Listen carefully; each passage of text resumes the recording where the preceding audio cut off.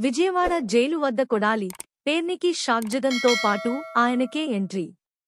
Gannavaram TDP ఆఫీసుపై దాడి కేసులో ఫిర్యాదుదారును kidnap చేసి బెదిరించిన ఆరోపణలు ఎదుర్కొంటూ విజయవాడ సబ్ జైల్లో ఉన్న వల్లభనేని వంశీని పరామర్శించేందుకు వెళ్లిన వైసీపీ మాజీ మంత్రులు కొడాలి నాని, పేర్ని నానికి చుక్కెదురైంది.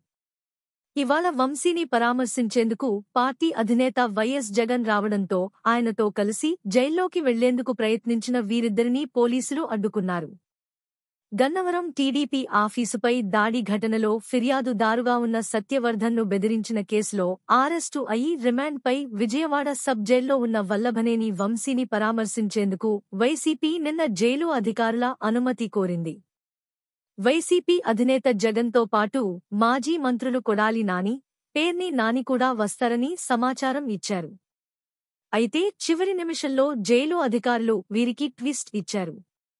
ఇవాళ ఉదయం జైలు వద్దకు జగన్తో పాటు వచ్చిన కొడాలి నాని, పేర్ని నానిని అధికారులు లోపలికి అనుమతించలేదు.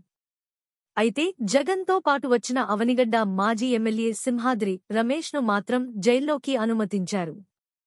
దీంతో జగన్, సింహాద్రి రమేష్ మాత్రమే జైల్లోకి వెళ్లి వల్లభనేని వంశీని ములాఖత్లో పరామర్శించి వచ్చారు. కొడాలి నాని, పేర్ని నాని మాత్రం జైలు బయటే ఉండిపోయారు. వాస్తవానికి వీరిద్దరికీ వంశీకి సన్నిహితులుగా పేరుంది.